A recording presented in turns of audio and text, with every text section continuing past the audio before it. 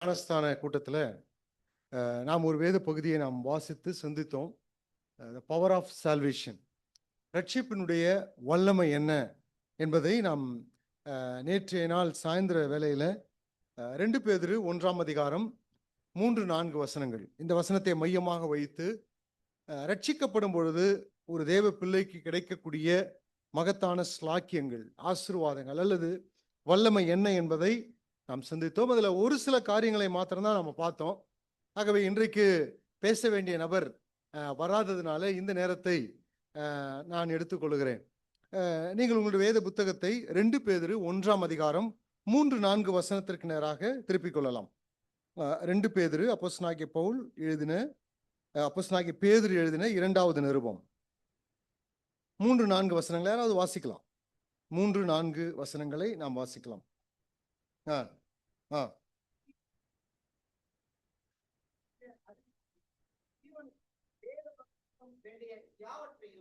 அவருடைய திவ்ய வல்லமையானது நமக்கு தந்தருளினதும் அன்றி இச்சையினால் உலகத்தில் உண்டான கேட்டுக்கு தப்பி திவ்ய சுபாவத்துக்கு பங்குள்ளவர்களாகும் பொருட்டு மகா மேன்மையும் அருமையுமான வாக்கு தத்தங்களும் அவைகளினாலே நமக்கு அருளப்பட்டிருக்கிறது. இந்த வசனத்தை மையமாக வைத்து தான் நேற்று நாம் சிந்தித்தோம். நேற்று பார்த்த விஷயத்தை ஒருவேளை சில பேர் வராமல் இருந்திருக்கலாம். ஒரு 7 நிமிடங்கள் நான் சுருக்கமாக நேற்று பார்த்த விஷயத்தை நான் சொல்லிவிட்டால் தான் இன்றைக்கு நாம் பார்க்க போகிற 2வது குறிப்பு நமக்கு புரியும். இந்த பேதுரு நிருபத்தை நாம் வாசிக்கும் பொழுது விசேஷமாக நாம் வாசித்த 3-4 வசனங்கள், அதற்கு பிறகு பேதுரு நிருபம் இந்த 3 அதிகாரங்களையும் நாம் வாசிப்போம் என்று சொன்னால், இந்த பேதுரு நிருபத்தை படிப்பதற்கான ஒரு கீவேர்ட் இல்லையா, ஒரு சாவி வசனம் இருக்கிறது. என்ன அந்த வசனம், என்ன அந்த வார்த்தை, கீவேர்ட் என்ன என்பதை நேற்று நாம் சிந்தித்தோம். 1ஆம் அதிகாரம் 2வது வசனம், 1ஆம் அதிகாரம் 3வது வசனம், 1ஆம் அதிகாரத்தினுடைய 5வது வசனம், 4வது வசனம், 1ஆம் அதிகாரத்தினுடைய 8வது வசனம், 3ஆம் அதிகாரத்தினுடைய 20வது வசனம், 3ஆம் அதிகாரத்தினுடைய 18வது வசனம். இந்த 5 இடங்களிலே நாம் பார்க்கும் பொழுது ஒரு வார்த்தையை அல்லது ஒரு வேர்டு அப்போஸ்தலனாகிய பவுல் திரும்ப திரும்ப பயன்படுத்துகிறார். என்ன? நாலேஜ், தேவனை அறிகிற அறிவு, நாலேஜ் ஆஃப் காட், தேவனை பற்றிய அறிவு என்ற இந்த வார்த்தையை பேதுரு இந்த இடத்துல தொடர்ச்சியாக பயன்படுத்தி கொண்டே வருகிறார். ஆகவே இந்த வார்த்தையை மையமாக வைத்துத்தான் நாம் இந்த பாடத்தை நாம் துவங்கினோம். ஆகவே இந்த அறிவு என்ற இந்த வார்த்தை, நாலேஜ் என்ற இந்த வார்த்தைக்கு பேதுரு பயன்படுத்தக்கூடிய அந்த மூல மொழி நாசிசம் என்ற அந்த தத்துவத்திலிருந்து முதல் நூற்றாண்டிலே பரவி வந்த ஒரு நூதன போதனையை மையமாக வைத்து பயன்படுத்தப்பட்ட வார்த்தையை தான் இந்த இடத்துல பேதுரு நமக்கான அடிப்படை உபதேசத்திற்கு அவர் பயன்படுத்துகிறார். ஆகவே 2 வார்த்தைகள் இந்த இடத்துல பயன்படுத்தப்படுகிறது. ஒன்று எபிக்னாசிஸ், மற்றொன்று நாசிஸ். 3ஆம் அதிகாரத்தினுடைய 18வது வசனத்துல நாசிஸ் என்ற வார்த்தையை பயன்படுத்துகிறார். ஒருவேளை நீங்க போன் ஆப்லாம் இருந்ததுன்னா நீங்க சர்ச் பண்ணி பார்க்கலாம், இல்ல கிரீக் டிக்ஷனரி இருந்தா பார்க்கலாம். ஆனால் மற்ற 4 இடங்களில எபிக்னாசிஸ் என்ற வார்த்தையை தான் பேதுரு இந்த இடத்துல பயன்படுத்துகிறார். பேதுரு ஒரு மீனவர் தான், படிக்க தெரியாது இல்லையா. ஆனால் அவர் பயன்படுத்துகிற மொழி நடையை பார்க்கும் பொழுது ரொம்ப ஆச்சரியமா இருக்கிறது. இந்த எபிக்னாசிஸ் என்ற வார்த்தை, நாசிஸ் என்று சொன்னால் ஒரு அறிவுசார் கொள்கை, அதாவது ஞான உபதேசம் என்று சொல்லுவார்கள். முதல் நூற்றாண்டிலே ஒரு நூதனமான உபதேசம் புதிய ஏற்பாட்டு சபைக்குள்ளாக இருந்தது. ஆகவே இதற்கு பதில் கொடுக்கும் விதமாக தான் பவுல் கொலோசி நிருபத்தை எழுதுகிறார். இந்த இடத்துல பேதுரு சொல்லும் பொழுது அந்த வார்த்தையை எடுத்து அதற்கு முன்பாக எபி என்ற பதத்தை சேர்த்து எபிக்னாசிஸ் என்ற வார்த்தையை பயன்படுத்துகிறார். இந்த எபிக்னாசிஸ் என்ற அந்த வார்த்தையினுடைய இந்த நிருபத்தினுடைய பின்னணியிலே அர்த்தம் என்னவென்று சொன்னால், இட்ஸ் அ பர்சனல் நாலேஜ் இல்லையா, அதாவது தனிப்பட்ட அறிவு என்று சொல்லி அர்த்தம். அல்லது இன்னும் நாம் ஆழமாக போவோம் என்று சொன்னால் இட்ஸ் அ சூப்பர் நாலேஜ், அல்லது deep knowledge, full knowledge, rich knowledge, thorough knowledge. இதெல்லாம் இந்த எபிக்னாசிஸ் என்ற வார்த்தையினுடைய அர்த்தமாகிறது இல்லையா. அதாவது இது பர்சனல் நாலேஜ் என்று சொல்லலாம். 3ஆம் அதிகாரம் 18வது வசனத்திற்கு வரும் பொழுது அந்த இடத்துல நாசிஸ் என்ற வார்த்தையை பயன்படுத்துகிறார். It's informational knowledge R intellectual knowledge. என்ன சொல்றாரு பாருங்க, 3:18 நம்முடைய கர்த்தரும் இரட்சகருமாகிய இயேசு கிறிஸ்துவின் கிருபையிலும் அவரை அறிகிற அறிவிலும் வளருங்கள், அறிவிலே வளருங்கள் என்று சொல்லுகிறார். நீங்க மற்ற இடத்துல வாசிச்சீங்கன்னா இந்த அறிவிலே வளருங்கள் என்று சொல்ல மாட்டார். இந்த அறிவு எப்பொழுது வருகிறதோ அப்பொழுதெல்லாம் உங்களுக்கு சில விஷயங்கள் கூட கொடுக்கப்படுகிறது. பாஸ்ட் டென்ஸ்ல தான் எழுதப்பட்டிருக்கும். உதாரணத்துக்கு நம்ம 3வது வசனத்தை வாசிப்போம் என்றால் 1ஆம் அதிகாரம் 3வது வசனத்துல தம்முடைய மகிமையினாலும் காருண்யத்தினாலும் நம்மை அழைத்தவரை அறிகிற அறிவினாலே ஜீவனுக்கும் தேவபக்திக்கும் யாவற்றுக்கும் அவருடைய திவ்ய வல்லமையானது நமக்கு தந்தருளினதும் அன்றி. இந்த அறிவு வரும் பொழுது ஏற்கனவே நமக்கு சில விஷயங்கள் ஆல்ரெடி ப்ரொவைடட், ஏற்கனவே வழங்கப்பட்டாயிற்று. ஸோ இந்த அறிவை, அதாவது எபிக்னாசிஸ், இந்த பர்சனல் நாலேஜை பாஸ்ட் அல்லது பாஸ்டன்ஸோட நம்முடைய கடந்த கால வாழ்க்கையோடு கூட தான் பேதுரு தொடர்பு படுத்துகிறார். ஆனால் 3:18 வரும்பொழுது பிரசன்ட் கண்டினியூஸ் டென்ஸ், அதாவது நிகழ்காலத்தினுடைய தொடர்ச்சியிலே பயன்படுத்துகிறார். இந்த அறிவில நீங்கள் தொடர்ந்து வளர்ந்து கொள்ளுங்கள். ஆகவேதான் 3ஆம் அதிகாரம் 18வது வசனத்துல வரக்கூடிய அந்த அறிவு informational knowledge R intellectual knowledge. கர்த்தருடைய வசனத்தின் மூலமாக தேவனை தொடர்ந்து நாம் புரிந்து கொள்வதனாலே நம்முடைய ஆவிக்குரிய வாழ்க்கை வளர்ந்து கொண்டே போகிறது. ஆகவே 2 அறிவை பேதுரு தன்னுடைய 2வது நிருபத்துல பயன்படுத்துகிறார். இதை நீங்க புரிஞ்சுக்கிட்டாதான் இந்த நிருபத்தை மாலை படிக்க முடியும். விசேஷமாக நாம் வாசித்த 3-4 வசனத்தினுடைய இன்டெப்தா இருக்கக்கூடிய, அதுல இருக்கக்கூடிய கருத்தாழ மிக்க சத்தியங்களை நம்மால் படிக்க முடியும். சரி, இப்ப வருவோம். இப்ப நான் சொல்றது பர்சனல் நாலேஜ். 1ஆம் அதிகாரத்தினுடைய 3வது வசனத்துல பேதுரு பயன்படுத்தக்கூடிய அந்த அறிவு பர்சனல் நாலேஜ், தனிப்பட்ட உறவு இல்லையா? அதாவது கடவுளை பற்றிய தனிப்பட்ட அறிவு, அல்லது இன்னொரு வார்த்தை கடவுளை பற்றிய தனிப்பட்ட உறவு, அவருக்கும் இருக்கக்கூடிய பர்சனல் ரிலேஷன்ஷிப். இது 2மே புரியலனா கூட இன்னும் எளிமையாய் சொல்ல போனால் ரட்சிப்பு இல்லையா? ஒரு மனிதன் ரட்சிக்கப்படும் பொழுது தேவனை பற்றி ஒரு புரிதல் உண்டாகிறது. ஒரு மனிதன் ரட்சிக்கப்படும் பொழுது தேவனுக்கும் அவனுக்கும் ஒரு பர்சனல் ரிலேஷன்ஷிப் உண்டாகிறது.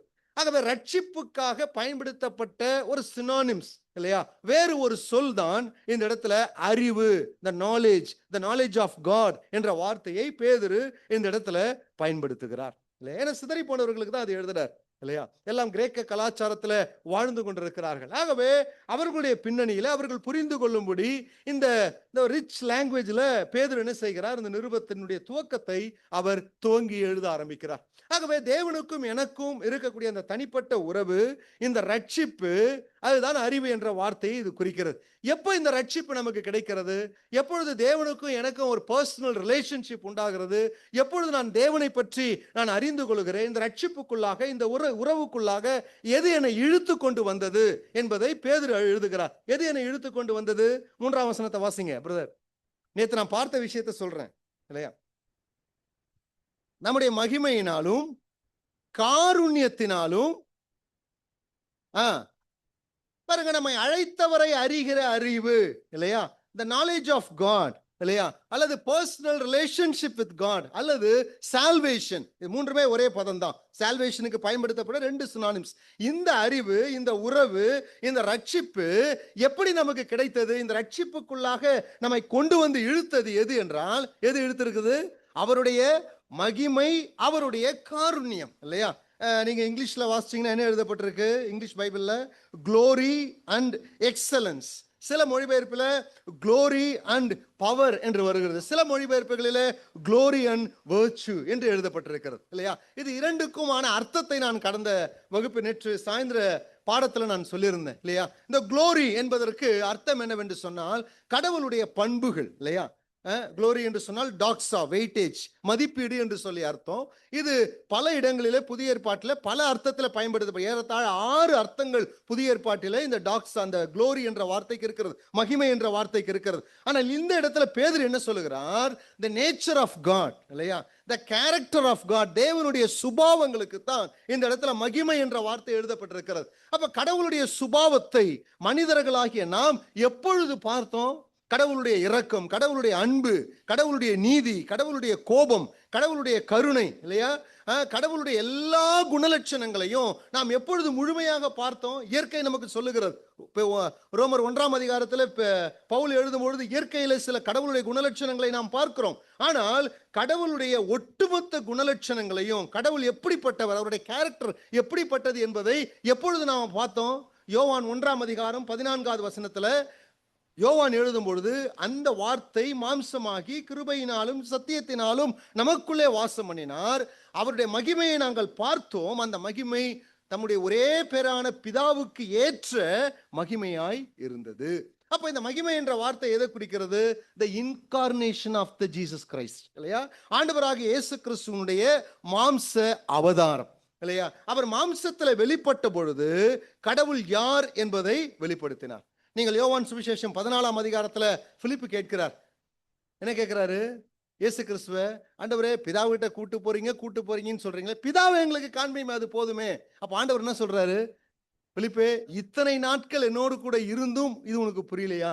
என்னை கண்டவன் பிதாவை கண்டவன், இல்லையா? நானும் பிதாவும் ஒன்றாய் இருக்கிறோம். பிதா என்னிலும் நான் அவரிலும் இருக்கிறதை நீங்கள் அறியாமல் இருக்கிறீர்களா? என்னுடைய கிரியை, என்னுடைய உபதேசம் இவைகளை பார்த்தும் இன்னும் புரியாமல் இருக்கிறீர்களா? அப்ப மகிமை என்ற வார்த்தை எதை குறிக்கிறது என்று சொன்னால், இயேசு கிறிஸ்துவனுடைய மாம்சீக வெளிப்பாடு. அவர் மாம்சத்துல வெளிப்பட்ட பொழுது கடவுளுடைய ஒட்டுமொத்த குணலட்சணங்களையும் நமக்கு புரியும்படி அவர் வெளிப்படுத்தினார், இல்லைங்களா? இதான் நம்ம நேத்து பார்த்தது. இந்த காஸ்பெல்லாம் சேர்ந்து பார்த்ததுனால இன்னும் கொஞ்சம் தெளிவாக பேச வேண்டும் என்று தான் நேரத்தை நான் எடுத்திருக்கேன். இரண்டாவதாக இந்த இடத்துல என்ன சொல்றாரு? அவருடைய காருண்யம்.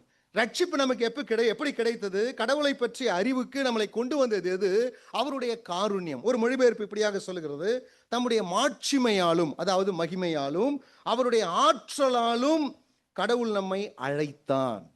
அவருடைய மாட்சிமையாலும் அல்ல, அவருடைய மகிமையாலும், அவருடைய ஆற்றலாலும் கடவுள் நம்மை என்ன செய்தார்? அவரை அறிகிற அறிவுக்குள்ளாக கொண்டு வந்தார், நம்மை ரட்சித்தார். அப்ப இந்த இடத்துல மாட்சிமை அல்லது காருண்யம் என்ற அந்த வார்த்தையினுடைய அர்த்தம் என்னவென்று சொன்னால் வல்லமை என்று பொருளாகிறது. நீங்க மத்தேயு சுவிசேஷம் 5ஆம் அதிகாரம் 30வது வசனம், லூக்கா சுவிசேஷம் 6ஆம் அதிகாரம் 19வது வசனம், இந்த வசனத்தெல்லாம் எடுத்து நீங்க வாசிச்சீங்கன்னா அந்த இடத்துல வல்லமை அப்படின்ற வார்த்தைக்கு வேர்ச்சு என்ற வார்த்தை பயன்படுத்தப்பட்டிருக்கும். காருண்யம், குட்னஸ் என்ற வார்த்தை சில மொழிபெயர்ப்புகளில வருகிறது. ஆகவே இந்த வேர்ச்சு, அரிட் அப்படின்ற அந்த வார்த்தையினுடைய அர்த்தம் என்னவென்று சொன்னால் வல்லமை. அப்ப இரண்டாவதாக நமக்கு ரட்சிப்பு எதன் மூலமாக கிடைத்தது? தேவனுடைய காருண்யம். அப்படின்னா காருண்யம் என்ன? அவருடைய வல்லமை, அதுதான் அதனுடைய அர்த்தம். காருண்யம் என்றதை மறந்துட்டீங்கன்னா வல்லமை, அவருடைய ஆற்றல், அவருடைய மைட், இல்லையா? அப்போ தேவனுடைய வல்லமை உலகத்துல எப்பொழுது வெளிப்பட்டது பரிபூர்ணமா? எப்ப? குமாரன் மூலமாக. ஆண்டவராக இயேசு கிறிஸ்துடைய அற்புத அடையாளங்களை பாருங்களேன், இல்லையா? கானா ஒரு கல்யாணத்துல அவர் தண்ணீரை திராட்சரசமாக மாற்றின பிறகு 11வது வசனம் சொல்லுகிறது, இவ்விதமாய் இயேசு தம்முடைய மகிமையை வெளிப்படுத்தினார். யோவான் சுவிசேஷம் 11ஆம் அதிகாரம் 4வது வசனத்துல சொல்றாரு, பேதுரு லாசர் நோய்வாய்ப்பட்டிருக்கிறான். என்ன சொல்றாரு? இந்த வியாதி மரணத்துக்கு ஏதுவாய் இராமல் தேவனுடைய மகிமைக்கு ஏதுவாய் இருக்கிறது, தேவனுடைய வல்லமைக்கு ஏதுவாய் இருக்கிறது. அப்ப இயேசு கிறிஸ்து இந்த உலகத்துல வாழ்ந்த பொழுது அவர் செய்த அற்புத அடையாளத்தின் மூலமாக கடவுளுடைய வல்லமையை வெளிப்படுத்தினார். அவர் மாம்சத்தில் அவதரித்ததுனால கடவுளுடைய கேரக்டரை வெளிப்படுத்துறாரு. வெளிப்படுத்தின பிறகு அவருடைய வல்லமை உள்ள ஊழியத்தின் மூலமாக கடவுளுடைய வல்லமையை வெளிப்படுத்துறாரு. எல்லாவற்றுக்கும் மேலாக பெரிய வல்லமை எதுன்னு சொன்னா அவருடைய உயிர்த்தெழுதல், இல்லையா? உயிர்த்தெழுதல். கிறிஸ்து இயேசுவை மரித்தோரிலிருந்து உயிர்த்தெழுத செய்ய வல்லமை அப்படின்றத எபேசியர் 1ஆம் அதிகாரத்தினுடைய கடைசி வசனங்கள், சில வசனங்களை வாசிக்கிறோம். அந்த வல்லமை உங்களிலே கிரியை செய்ய வேண்டும் என்று பவுல் ஜெபிக்கிறார். அப்ப இயேசு கிறிஸ்துவனுடைய அல்லது தேவனுடைய வல்லமை இந்த உலகத்துல பரிபூர்ணமா எப்ப வெளிப்பட்டதுன்னு சொன்னா ஆண்டவராக இயேசு கிறிஸ்துவனுடைய உயிர்த்தெழுதல். அப்ப ரெண்டுத்தையும் இணைச்சு பாருங்களேன், ஒரு ஆன்சர் கிடைக்கும். என்ன கிடைக்கும்? எது நம்மை ரட்சிப்புக்குள்ளாய் கொண்டு வந்தது? என்னங்க யாரும் ஒன்றும் சொல்ல மாட்டீங்க, சொல்றது புரியுதா இல்லையா? எது ரட்சிப்புக்குள்ளாய் கொண்டு வந்தது? ரெண்டுத்தையும் இணைச்சிருங்க. ஒன்னு இயேசு கிறிஸ்து மகிமை, இயேசு கிறிஸ்துடைய மாம்ச அவதாரம். இன்னொன்று வல்லமை, இயேசு கிறிஸ்து இந்த உலகத்துல வாழ்ந்து அற்புத அடையாளங்கள் செய்து எல்லாவற்றுக்கும் மேலாக மரித்து அடக்கம் பண்ணப்பட்டு உயிர்த்தெழுததுனால வல்லமை வெளிப்பட்டது. ரெண்டுத்தையும் சேர்த்தா ஒரு ஆன்சர் கிடைக்குது. என்ன? ஒரே வார்த்தையில இணைச்சிடலாம். எது நம்ம ரட்சிப்புக்குள்ளா கொண்டு வந்தது? ரெண்டுத்தையும் ஒன்னா சேர்த்து சொல்லுங்க. சுவிசேஷம். அவ்வளவுதான், இல்லையா? இதான் கனெக்டிங் கேம். இவ்வளவு நேரம் கனெக்டிங் கேம் போட்டு நீங்க விளையாடுறீங்க, இல்லைங்களா? இதான் கனெக்டிங் கேம். ரெண்டு எதை கொண்டு வந்தது? காஸ்பல். காஸ்பல் என்ன இருக்கு? இயேசு கிறிஸ்து இந்த உலகத்துல 2026 வருடத்திற்கு முன்பு மாம்சத்துல வந்தார், பரிசுத்தமாய் வாழ்ந்தார், அற்புத அடையாளங்களை செய்தார், உன்னுடைய பாவத்திற்காக மரித்து அடக்கம் பண்ணப்பட்டு உயிர்த்தெழுந்து வல்லமையை வெளிப்படுத்தினார், இல்லையா?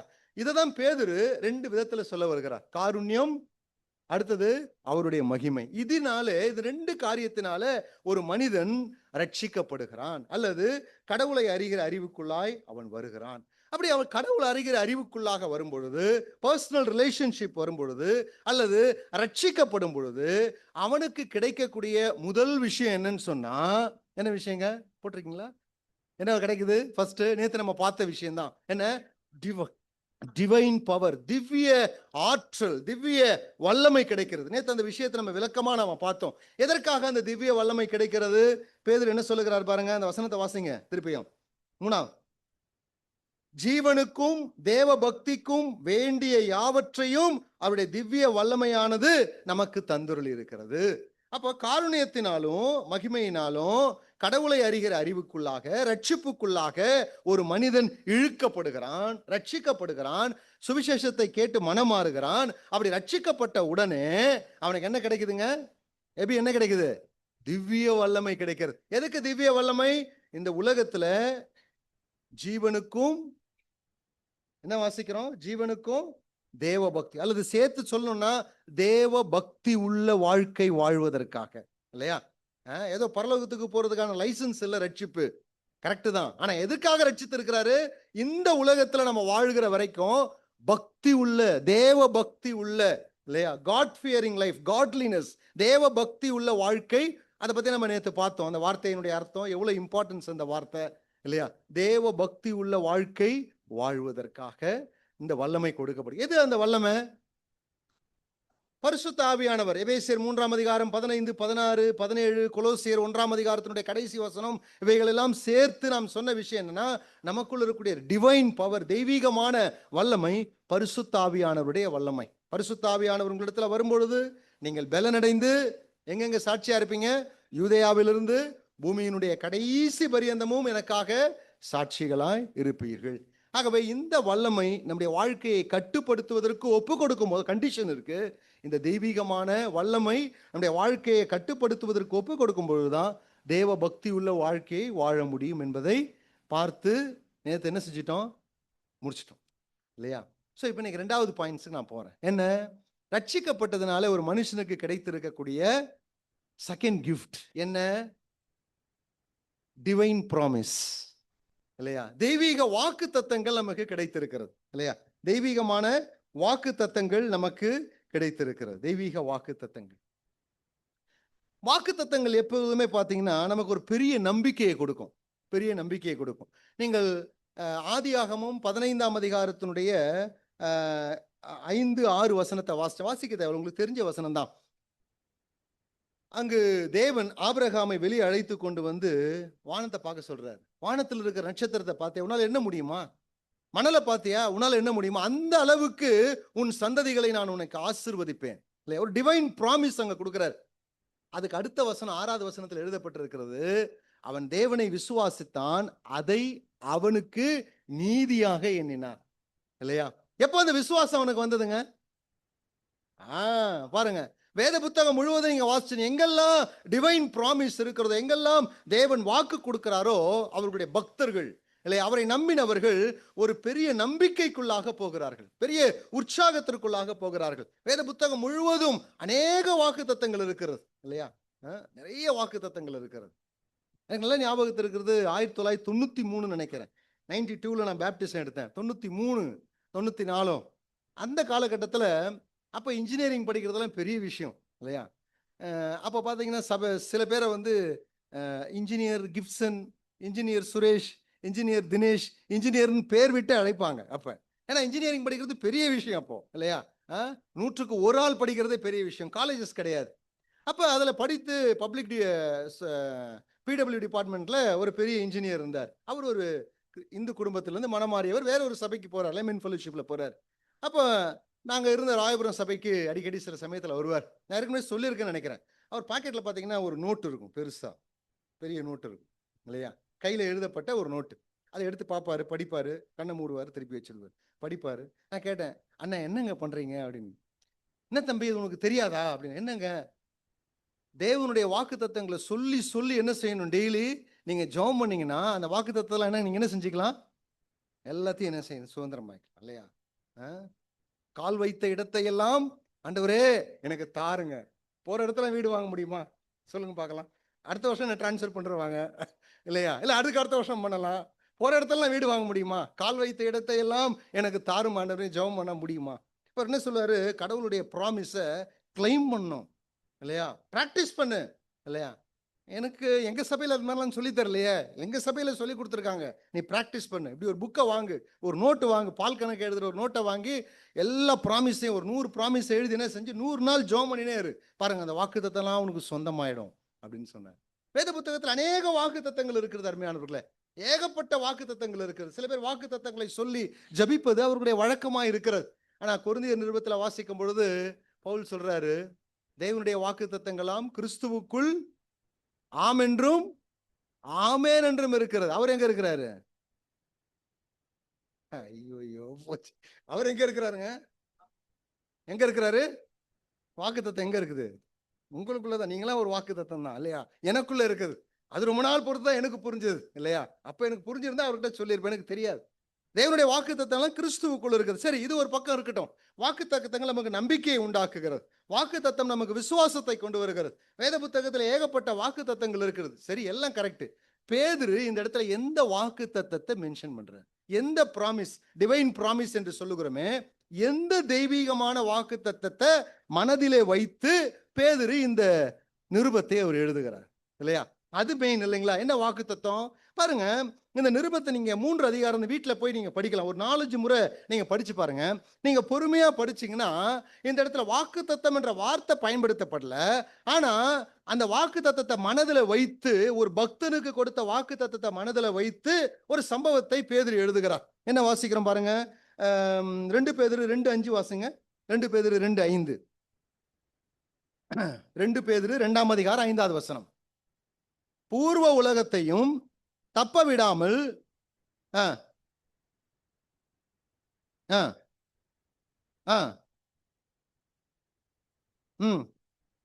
பாருங்க, நோவாவுக்கு ஆண்டவர் கொடுத்த வாக்கு தத்துவம் இல்லையா? நோவாவுக்கு கர்த்தருடைய கண்களிலே கிருபை கிடைத்தது. நோவா, நீ ஒரு பேழை செய், உன்னை நான் காப்பாற்றுவேன், குடும்பத்தை நான் காப்பாற்றுவேன். இந்த ப்ராமிஸ பேதுரு மனதில் வைத்து வாக்கு தத்தம் என்ற வார்த்தையை அவர் பயன்படுத்தல. ஆனா அந்த சம்பவத்தை இந்த இடத்துல சொல்றார். நோவாவுக்கு தேவன் கொடுத்த வாக்கு தத்தின் அடிப்படையில தான் நோவா ஒரு பேழையை செஞ்சார். இல்ல செஞ்சிருக்க முடியுமா இல்லையா? பெரும் வெள்ளம் வரப்போறது, உன்னுடைய குடும்பத்தை காப்பாற்ற போறனாரு, ஒரு பேழையை செய். அடுத்ததாக பாருங்க, அதே 2ஆம் அதிகாரத்தினுடைய 8வது வசனத்துல லோத்துவை பற்றி சொல்லுகிறார். நாள்தோறும் அவர்களுடைய அக்கிரம கிரியைகளை கண்டு கேட்டு நீதி உள்ள தன்னுடைய இருதயத்தில் வாதிக்கப்பட்ட நீதிமானாகிய லோத்தை அவர் ரட்சித்திருக்க இல்லையா? நீதிமானாகிய லோத்தை அவர் ரட்சித்திருக்க. இந்த ப்ராமிஸ் எங்க கொடுக்கப்பட்டது? ப்ராமிஸ் என்ற வார்த்தை இல்ல, ஆபிரகாம் இல்லையா? ஆண்டவரே 10 நீதிமான் தான் அழிச்சிருவீங்களா இல்லையா? அப்ப ஆபிரகாமுக்கு ஒருவேளை வாக்கு கொடுத்தாரன்னு தெரியல. ஆனால் ஒரு நீதிமானை என்ன செய்தாருங்க? சோதம் குமாரா பட்டணத்திலிருந்து அவர் காப்பாற்றுவேன் என்று சொன்னார் இல்லையா? இப்ப பாருங்க, இந்த சம்பவம் எல்லாம் உங்களுக்கு ஞாபகத்தில் இருக்கு இல்லைங்களா? ஒரு பெரிய அழிவு வருகிறது. நோவாவுக்கு ஒரு வாக்கு கொடுக்கிறார். சோதம் குமாரா பட்டணம் அழிய போகிறது. ஆபிரகாமுடைய வேண்டுதலை ஏற்று தேவன் வாக்கு கொடுத்து லோத்தை அவர் ரட்சித்திருக்கிறார். அழிவுக்கு முன்பு ஒரு பெரிய ரட்சிப்பு இருக்கிறது இல்லையா? சோ இந்த கான்செப்டை மனசுல வச்சுங்க. அப்படியே 3ஆம் அதிகாரத்துக்கு வந்தீங்கன்னா இப்ப இந்த ப்ராமிஸ் என்ற வார்த்தையை பேதுரு பயன்படுத்துகிறார். 3:4 வாசிங்க. 3:4. அவர் வருவார் என்று சொல்லுகிற வாக்கு தத்தம் அங்கே இல்லையா? அப்ப பேதுரு என்ன செய்யறாருன்னா, மிகப்பெரிய ஒரு அழிவு வரப்போகிறது. அந்த அழிவுக்கு முன்பு கர்த்தருடைய வருகை இருக்குது, கர்த்தருடைய ரட்சிப்பு இருக்கிறது. அதான் மனதில் வைத்து எழுதுகிறார். அப்போ ஒரு கூட்ட மக்கள் என்ன சொல்றாங்கன்னா, அவர் வருவார் என்று சொல்லுகிற வாக்கு தத்தம் எங்கே இல்லையா? அடுத்தது என்ன வாசிக்கிறோம் பாருங்க. அதே 3ஆம் அதிகாரம் 13வது வசனத்தை வாசிங்க. 3ஆம் அதிகாரம் 13. அவருடைய வாக்கு தத்தத்தின்படி நீதி வாசமாயிருக்கும் புதிய வானமும் புதிய பூமியும் உண்டாகும் என்று காத்திருக்கிறோம். மறுபடியும் ப்ராமிஸ் என்ற வார்த்தையை பயன்படுத்துகிறார். அப்ப எந்த வாக்கு தத்தத்தை மனதில் வைத்து பேதுரு இந்த இடத்துல எழுதுகிறாருங்க? என்ன ப்ராமிஸ்? ஐக்கியத்தியா? என்ன சொல்லுங்க? இட்டர்னிட்டி. அப்புறம் செகண்ட் கம்மிங். வேற ஒண்ணுமே இல்லை. ஆண்டவராக இயேசு கிறிஸ்துனுடைய 2வது வருகை. அதுதான் 2ஆம் அதிகாரத்திலே ஸ்டார்ட் பண்றார். ஒரு பெரிய அழிவு வருகிறது, நோவாவை காப்பாற்றுகிறார். ஒரு பெரிய அழிவு சோதம் குமாரா பட்டணத்தில் இருக்கிறது, ஒரு நீதிமானை அவர் காப்பாற்றினார். 3ஆம் அதிகாரத்துல டைரக்டா வராரு. என்ன சொல்றாரு? அவர் வருவார் என்று சொல்லுகிற வாக்குத்தத்தம் எங்கே? சில பேர் பரியாசக்காரர்கள் வந்து கேட்கிறார்கள் இல்லையா, அவருடைய வாக்குத்தத்தம் நிறைவேறும் இல்லையா, அவருடைய வாக்குத்தத்தத்தின்படியே புதிய வானமும் புதிய பூமியும் உண்டாகும் என்று நாம் காத்து கொண்டிருக்கிறோம். சரி, ஏன் இந்த இடத்துல பேதுரு இயேசு கிறிஸ்துனுடைய 2வது வருகையை பற்றிய வாக்குத்தத்தத்தை மையமா வச்சு தான் இந்த வசனத்தை எழுதுறாருன்றத நம்ம அபிப்பிராயப்படுறோம்? என்ன காரணம் அப்படின்னு சொன்னா பாருங்க, தேவனுடைய வாக்குத்தத்தம் எங்கெல்லாம் எழுதப்பட்டிருக்கிறதோ அங்கெல்லாம் நம்முடைய நடைமுறை வாழ்க்கை அழுத்தம் கொடுக்கப்படுகிறது இல்லையா. பாருங்க, இந்த பேதுரு நிருபத்துக்கு வாங்களேன். 2 பேதுரு 3ஆம் அதிகாரம் 13வது வசனத்துல நம்ம என்ன வாசிச்சோம்? 13ல அவருடைய வாக்குத்தத்தத்தின்படி நீதி வாசமாயிருக்கும், புதிய வானமும் புதிய பூமியும் உண்டாகும் என்று காத்திருக்கிறோம். அடுத்தது பாருங்க, ஒரு ப்ராமிஸ். அதற்கு பிறகு என்ன வாசிக்கிறோம்? ஆகையால் பிரியமானவர்களே, இவைகள் வர காத்திருக்கிற நீங்கள் கரையற்றவர்களும் பிழையற்றவர்களுமாய் சமாதானத்தோட அவர் சந்நிதியில் காணப்படும்படி ஜாக்கிரதையா இருங்கள் இல்லையா. நீ ஒரு வீட்டில் போய் வாசிச்சு பார்க்கலாம். 1 தெசலோனிக்கேயர் 5ஆம் அதிகாரம் 6-8 வசனங்கள், 2 தெசலோனிக்கேயர் 3ஆம் அதிகாரம் 11-14, 1 யோவான் 3:2-3, வெளிப்படுத்தின புத்தகம் 22:12, பிலிப்பியர் 4:5. இந்த வசனத்துல நிறைய வாக்கு தத்தங்கள் இருக்கிறது. எங்கெல்லாம் வாக்கு தத்தம் இருக்குதோ அதுக்கு முன்னையும் பின்னையும் பார்த்தீங்கன்னா நடைமுறை வாழ்க்கைக்கு அழுத்தம் கொடுக்கும், பிராக்டிக்கல் லைஃப்க்கு அழுத்தம் கொடுக்கப்படும். அப்போ தீர்க்க தரிசன வசனங்களை நாம் கவனிப்பதற்கும் படிப்பதற்கும் காரணம் என்ன? என்ன காரணங்க இல்லையா? சில பேர் பார்த்தீங்கன்னா, பிரதர் அவர் ரெவலேஷன்ல ரொம்ப ஸ்பெஷலிஸ்ட் பிரதர், தானியேல் புத்தகத்தை எடுக்கிறதுல அவர் புலி, பயங்கரமா பேசுவார் இல்லையா. எதுக்கு பேசுறாரு? எதுக்கு நம்ம தீர்க்க தரிசனத்தை படிக்கிறோம்? எதுக்கு வெளிப்படுத்தின புத்தகத்தை பத்தி பைபிள் ஸ்டடி நடக்குது? எதுக்கு ப்ராஃபஸியை பத்தி நம்ம படிக்கிறோம்? என்ன காரணங்க? என்ன இருக்குது? எனக்கு என்ன இருக்குங்க? அவர் பயங்கரமா அதுக்கு சம்பந்தமா பேசினார்னா புரியாது, பயங்கரமா பேசுறாரு. தீர்க்க தரிசன ஆய்வு எதற்காக தெரியுங்களா? அதனுடைய கன்க்ளூஷன் எங்க முடியணும்னு சொன்னா பர்சனல் ஹோலி லைஃப் இல்லையா, தனிப்பட்ட பரிசுத்த வாழ்க்கைக்கு அழுத்தம் தராமல், எச்சரிக்காமல், இருதயத்துல உணர்வு ஏற்படுத்தாமல் ஒரு தீர்க்க தரிசன ஆய்வு நடைபெறும் என்று சொன்னால் இட்ஸ் எ வேஸ்ட் இல்லையா. நான் சொல்ல, நிறைய பண்டிதர்கள் தான் சொல்றாங்க இட்ஸ் எ வேஸ்ட்.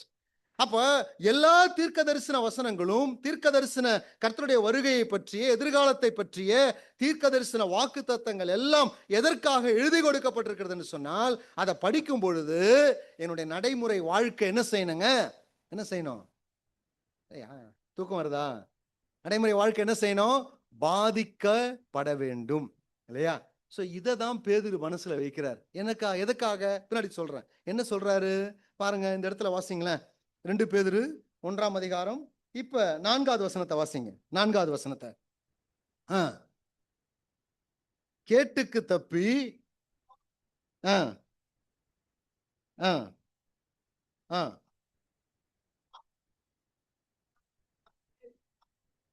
பாருங்க, இயேசு கிறிஸ்துவ வருகையை கிண்டல் பண்ண, பரியாசம் பண்ண ஒரு கூட்டம் சபையில் இருக்குது. அவங்க பரியாசம் பண்ணி என்ன செஞ்சாங்கன்னா, இயேசு கிறிஸ்து எப்போ வருவாருங்க? வானெல்லாம் அப்படியே இருக்கு, பூமி அப்படியே இருக்கு, எல்லா மனுக்குலமும் அப்படியே தான் இருக்கு, வரான் வளர்றான் சாகறான் போறான், இத்தனை நாள் ஆச்சு, இயேசு கிறிஸ்து எப்போ வருவார்? அப்ப அவருடைய வருகையை பற்றிய வாக்கு தத்துவம் கேள்விக்குறியாக்கப்படுகிறதுனால என்ன நடந்தது தெரியுங்களா? அவர்கள் துன்மார்க்கமாய் வாழ ஆரம்பித்தார்கள் இல்லையா. வாசிங்க 2ஆம் அதிகாரத்தினுடைய 2வது வசனத்துல, 2ஆம் அதிகாரத்தினுடைய 2வது வசனத்துல, அவர்களுடைய கெட்ட நடக்கைகளை அநேகர் பின்பற்றுவார்கள். 3வது வசனத்துல, பொருளாசை உடையவர்களாய் தந்திரமான வார்த்தைகளினாலே உங்களை தங்களுக்கு ஆதாயமாக, இன்னும் வாசிச்சீங்கன்னா ரொம்ப காரசாரமா பேதுரு எழுது, ரொம்ப கேடுகட்ட கரை உள்ள வாழ்க்கையை வாழறாங்க. என்ன காரணம் தெரியுங்களா? கர்த்தருடைய வருகையை பற்றிய வாக்கு தத்தத்தை கேள்விக்குறியாக்குறாங்க.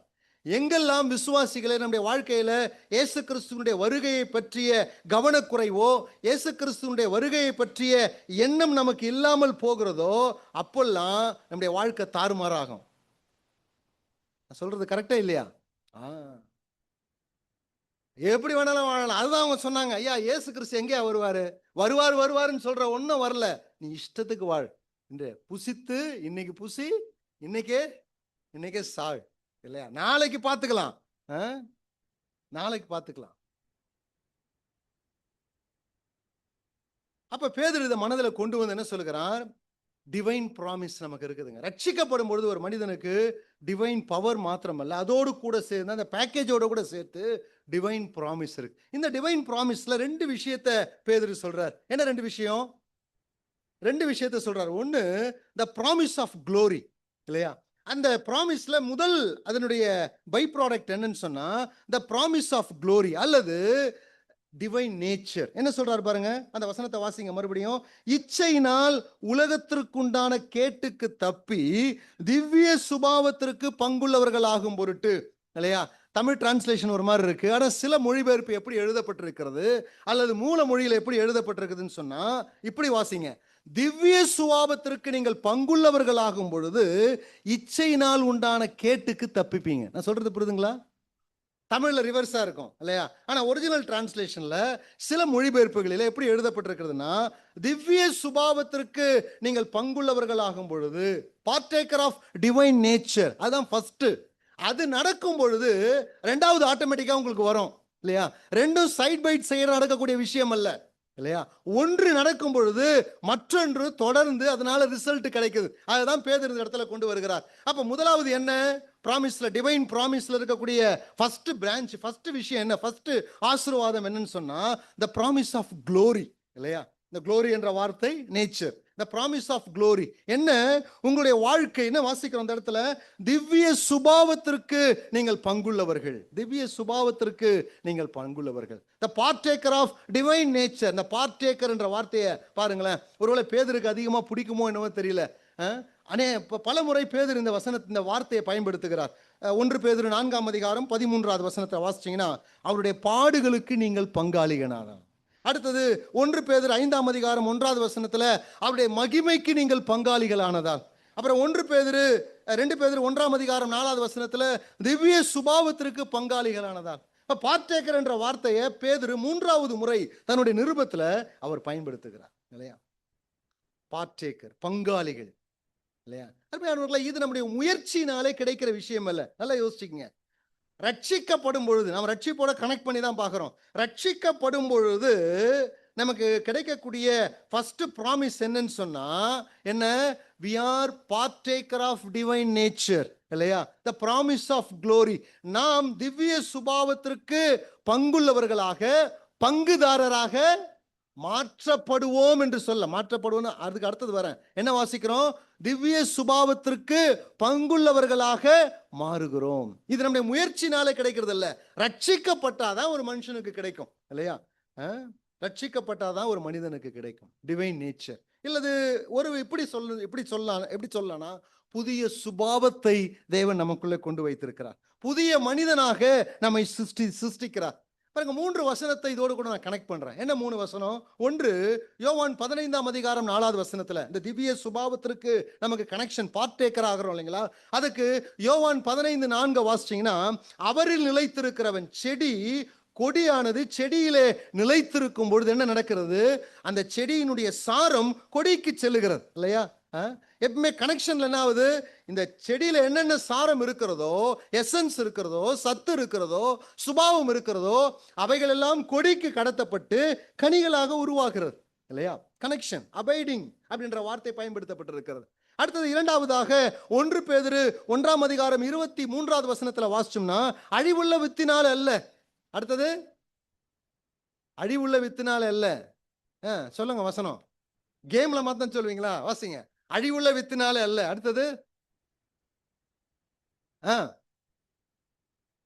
தேவ வசனத்தினாலே நீங்கள் ஜெனிப்பிக்கப்பட்டிருக்கிறீர்களே, ரீஜெனரேஷன், இல்லையா? திவ்ய சுபாவம் பங்குள்ளவர்களாய் மாற்றப்பட்டிருக்க ரீஜெனரேஷன். ஒன்று, கடவுளோடு கூட நமக்கு ஒரு மிகப்பெரிய நெருக்கம் உண்டாயிருக்கிறது. மற்றொன்று, நம்முடைய வாழ்க்கையில மறுபிறப்பை கடவுள் கொண்டு வந்திருக்கிறார். மூன்றாவதாக 1 கொரிந்தியர் 6ஆம் அதிகாரம் 19வது வசனத்துல பவுல் எழுதும் பொழுது, உங்கள் சரீரமானது தேவனால் பெற்றும் உங்களில் தங்கியும் இருக்கிற பரிசுத்தாவியானவருடைய ஆலயமா இருக்கிறது. we are the temple of God, இல்லையா? தேவன் நமக்குள்ள வந்து வாசம் பண்ணுகிறார். அப்ப பார்ட்டேக்கர் என்று சொல்லும் பொழுது என்ன அர்த்தம்? திவ்ய சுபாவம் நமக்கு கிடைக்கிற, புது சிருஷ்டியாய் மாற்றுகிறார், புது மனிதனாய் மாற்றுகிறார், பரிசுத்தாவியானவர் உள்ள வருகிறார். நமக்கும் தேவனுக்கும் இடையில மிகப்பெரிய ஒரு நெருக்கம், ஒரு ஐக்கியம் கிடைக்கிறது, இல்லையா? சரி, அடுத்தது அந்த வசனத்தை மறுபடியும் வாசிங்க. நான் இது சொன்னது நம்முடைய கடந்த காலத்துல பிரசன்ட் டென்ஸ்ல சொல்றேன் இல்லையா? இப்போ இந்த வசனத்தை வாசிங்க. 4வது வசனத்தை. கேட்டுக்கு தப்பி திவ்ய சுபாவத்திற்கு பங்குள்ளவர்களாகும் பொருட்டு. இங்கிலீஷ்ல எப்படி இருக்குங்க? வாசிங்க. வசனமா இது வரைக்கும் என்னத்தை பார்த்து பேதுருல இருந்து தான் பார்க்கிறோம். 1 பேதுரு 1ஆம் அதிகாரம் 4 2 பேதுரு 1ஆம் அதிகாரம் 4வது வசனம்.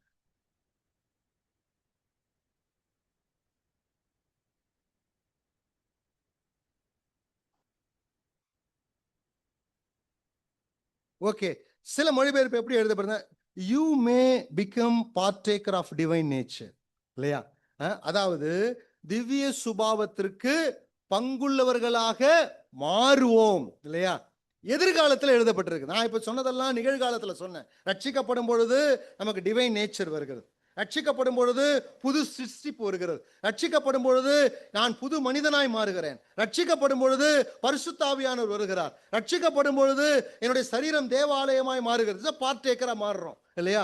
இது நம்முடைய கடந்த கால நிகழ்கால வாழ்க்கை. ஆனா பேதுரு என்ன சொல்ல வருகிறார்? இது கடந்த காலம் மாத்திரமல்ல, எதிர்காலத்தோடு கூட கனெக்ட் பண்றார். என்ன? யூ மே பிகேம் பார்ட்டேக்கர் இல்லையா? வருங்காலத்துல நீங்கள் திவ்ய சுபாவத்திற்கு பங்குள்ளவர்களாக மாறுவோம் இல்லையா?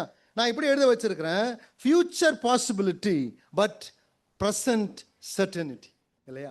எதிர்காலத்தினுடைய நிச்சயம், எதிர்காலத்திற்கு இருக்கக்கூடிய ஒரு மிகப்பெரிய உறுதி மாத்திரமல்ல, நிகழ்காலத்திலும் எனக்கு ஒரு மிகப்பெரிய நிச்சயத்தை அது கொடுக்கிறது. நிகழ்காலத்துல என்னுடைய வாழ்க்கையில டிவைன் நேச்சரை ஆண்டவர் கொண்டு வந்து வைத்திருக்கிறார். டிவைன் நேச்சர், தெய்வீகமான சுபாவத்தை வெளிப்படுத்துவதற்கான ஆற்றலை எனக்கு கொடுத்திருக்கிறார். ஒரு நாள் வரும், அப்பொழுது பரிபூர்ணமாய் நான் முழுமையாய் தேவ சுபாவத்திற்கு ஒப்பாக மாற்றப்படுவேன். 1 யோவான் 3ஆம் அதிகாரத்துல 2ஆம் வசனத்துல அதை நாம் வாசிக்கிறோம் இல்லையா?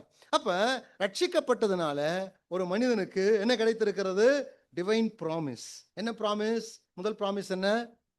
Promise of glory, the partaker of divine nature. அடுத்தது என்ன சொல்லப்பட்டிருக்கு பாருங்க, அந்த 4வது வசனத்துல பார்த்து முடிச்சிருவோம். பங்குள்ளவர்கள் ஆகும் பொருட்டு இச்சையினால் உலகத்திற்குண்டான கேட்டுக்கு தப்பி. இரண்டாவது ப்ராமிஸ் ஆஃப் எஸ்கேப் இல்லையா? என்ன வாசிக்கிறோம்? Promise of escape. இச்சையினால் உலகத்திற்குண்டான கேட்டுக்கு நாம் தப்பிப்போம் என்று எழுதப்பட்டிருக்கிறது. அப்ப ஆண்டவராக இயேசு கிறிஸ்து வரும் பொழுது இந்த பாவ பிரசனத்திலிருந்து, இந்த பாவ இச்சையிலிருந்து, இந்த உலகத்தினுடைய எல்லா பாவத்திலிருந்தும் நாம் ஒரு நாள் என்ன செய்ய போறோம்? பரிபூர்ணமாய் விடுவிக்கப்பட போகிறோம். பிலிப்பியர் 3ஆம் அதிகாரம் 20-21 வசனத்துல வாசிக்கிறோம், நம்முடைய குடியிருப்போ பரலோகத்தில் இருக்கிறது, அங்கிருந்து கர்த்தராகிய இயேசு கிறிஸ்து வர எதிர்பார்த்து கொண்டிருக்கிறோம். அப்ப வரும்பொழுது நம்முடைய அற்பமான சரீரத்தை என்ன செய்வாருங்க? அவருடைய மகிமையின் சரீரத்திற்கு ஒப்பாக அவர் மாற்றுவார். டிவைன் எஸ்கேப் இல்லையா? அப்ப ரட்சிக்கப்பட்டதுனால எவ்வளவு பெரிய கிஃப்ட் நமக்கு கிடைச்சிருக்கு இல்லைங்களா? நம்ம சால்வேஷன் சாதாரணமானது அல்ல இல்லையா? பவர் ஆஃப் சால்வேஷன், ரட்சிப்புக்குள்ள தெய்வீகமான ஆற்றல் இருக்கிறது. அது மாத்திரமல்ல, நம்ம ரட்சிக்கப்படும் பொழுது தேவன் தெய்வீகமான வாக்கு தத்தங்களை கொடுத்திருக்கிறார். என்ன வாக்கு தத்தம்? Promise of glory, promise of partaker of divine nature. அது மாத்திரமல்ல, the promise of escape. நாம் இந்த உலகத்திலிருந்து ஒரு நாள் காப்பாற்றப்படுவோம். இந்த உலகத்தினுடைய பாவ பிரசனத்திலிருந்து பரிபூர்ணமான விடுதலை கிடைக்கும். அவரை பார்க்கும் பொழுது அவருக்கு ஒப்பாக பரிபூர்ணமாய் மாற்றப்பட்டு இயேசு கிறிஸ்துவை போல ஒரு நாள் பரலோகத்தில் பிதாவுக்கு முன்பாக நிற்போம் என்ற தைரியத்தை, நிச்சயத்தை கர்த்தர் நம்முடைய இருதயத்துல கொண்டு வந்து வைத்திருக்கிறார் இல்லையா? அப்ப எபிரேயர்ல வாசிக்கிறது போல இட்ஸ் a great salvation இல்லைங்களா? சாதாரணமான ரட்சிப்பு அல்ல, மகா பெரிய ரட்சிப்பு. கர்த்தருக்கு சித்தமான இன்னொரு முறை ரெஸ்பான்ஸ் ஆஃப் சால்வேஷன் அப்படின்றத பார்க்கலாம். எய்ம் ஆஃப் சால்வேஷன், 2 சப்ஜெக்டை இது போல ஒரு கூடுகையில கர்த்தருக்கு சித்தமானால் நாம் தொடர்ந்து சிந்திக்கலாம். தேவன் இந்த வசனங்களை நமக்கு ஆசீர்வதித்து தருவாராக. ஆமென்.